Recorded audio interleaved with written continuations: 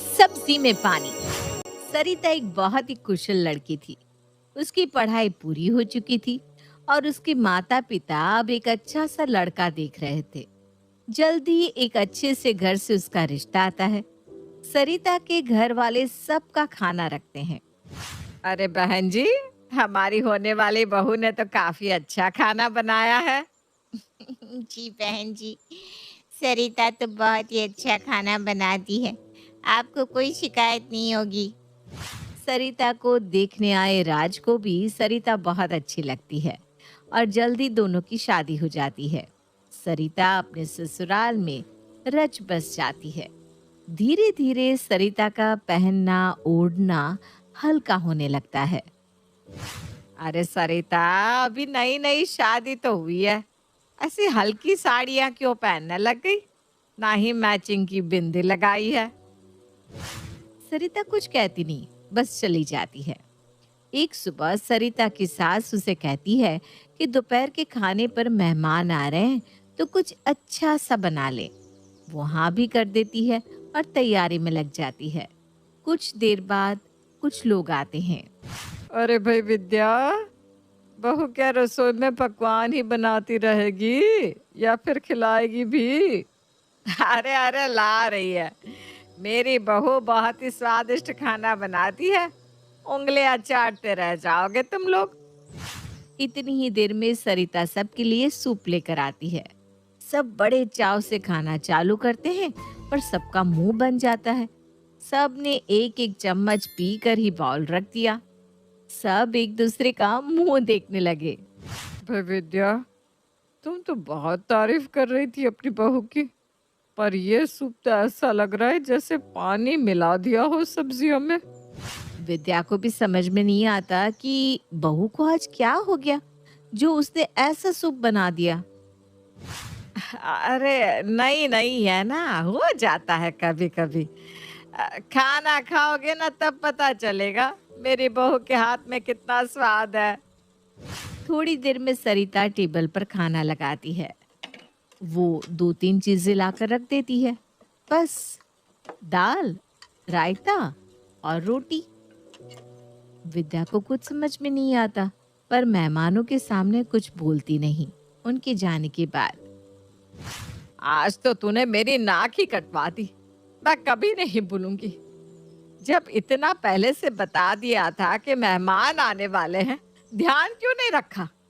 जब घर आए थे तुम्हारे तब तो बहुत अच्छा खाना बनाया था तुमने। क्या वो किसी और ने बनाया था? माँ जी, वो मैंने इनको। विद्या सरिता की पूरी बात सुनती ही नहीं और काफी गुस्सा हो जाती है। दरअसल सरिता ने अपने पति राज को बोला था कुछ सामान लाने के लिए, पर उसने लाकर नहीं दिया। सरिता के साथ ये बहुत बार होता था, पर वो नई नई थी तो किसी से कुछ कह नहीं पाती थी। शाम को सरिता की सास विद्या अपने बेटे राज से सरिता की बुराई करती है। राज, आज इस सरिता ने अच्छा नहीं किया। मेरी इतनी बेइज्जती करवाई है इसने। कब से बता दिया था कि आज मेहमान आने वाले हैं, फिर भी इसने दाल रोटी के साथ उनको निपटा दिया। यही सिखाया है इसकी माँ ने। राज अपनी माँ को कुछ नहीं बताता कि कैसे सरिता ने तो उसे सामान लाने को बोला था, पर वही नहीं लाया था। बल्कि वो अपनी माँ के सामने सरिता को ही डांट लगाता है। तुमसे इतना सा काम नहीं होता? जब मम्मी ने बता दिया था कि क्या क्या बनाना है, तो तुमने बनाया क्यों नहीं? क्या इस घर को अपना नहीं मानती? ऐसा है तो चली जाओ अपने घर। ये सब सुनकर सरिता बिल्कुल सन्न रह जाती है कि कैसे उसका पति झूठ बोल रहा है और अपनी माँ के सामने उसे नीचा दिखा रहा है। वो चुपचाप अपने कमरे में चली जाती है। सरिता परेशान होकर अपनी बहन को फोन करती है और पूरी बात बताती है कि किस तरह उसका पति राज उसे खर्चा नहीं देता और फिर सास उसे बातें भी सुनाती है। तो बात करके देखना सास से। अरे क्या बोलूं, वो इतना तेज चिल्लाती है, कोई कुछ कह ही नहीं सकता उनसे। बस सरिता अपना दिल हल्का करके फोन रख देती है। एक शाम, सुनो सरिता, आज सबके लिए खिचड़ी बना लो। बहुत दिन से भारी भारी खाना हो रहा है। पर माँ जी, खिचड़ी के चावल तो है ही नहीं। क्या? क्यों नहीं है चावल? अरे पिछले हफ्ते ही तो सारा राशन लाई हो। हाँ, पर वो खिचड़ी के चावल 100 ग्राम ही लाई थी। 100 ग्राम? इतने से? क्या तुम्हारे घर में 100 ग्राम सामान ही आता है? तुम्हें राशन का हिसाब रखना भी नहीं आता क्या? सरिता कुछ बोल नहीं पाती। उसे समझ में नहीं आ रहा होता कि वो क्या करे। सास को कैसे बताए कि राज उसे ज्यादा पैसे देता ही नहीं। सरिता परेशान हो जाती है। वो अपना दिल हल्का करने के लिए अपनी बहन को घर बुलाती है और सब बताती है कि किस तरह उसकी सास उसे बात बात पर ताने मारती रहती है और उसका पति भी उसका साथ नहीं देता।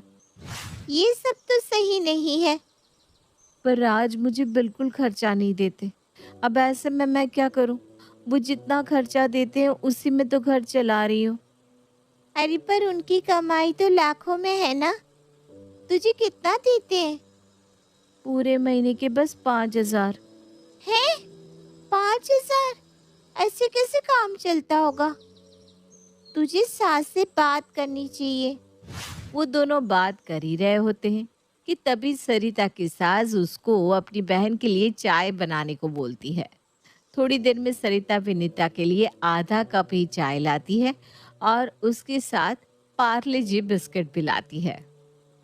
ये क्या बहू, तुम्हारी बहन पहली बार हमारे घर आई है और तुम उसको ये खिला पिला रही हो? माँ जी, वो बिस्कुट तो यही आए हैं इस बार। क्या? ये बिस्कुट क्यों आए हैं? क्या राज तुम्हें पैसे नहीं देता जो इतनी गरीबी दिखा रही हो बहन के सामने? वो सरिता पर इतनी तेज चिल्लाती है कि सरिता रोने लग जाती है। अरे अब इसमें रोने की क्या बात है? मैं तो यही चाह रही थी ना कि तुम्हारी बहन की खातिर अच्छे से हो। अब विनीता से देखा नहीं जाता कि किस तरह से उसकी बहन की सास उस पर चिल्ला रही है। वो तय कर लेती है कि अब तो आंटी को बताना ही पड़ेगा कि उनका बेटा सरिता के साथ कैसा व्यवहार करता है। आंटी जी, क्या मैं कुछ कह सकती हूँ? हाँ हाँ बेटा, बोलो ना।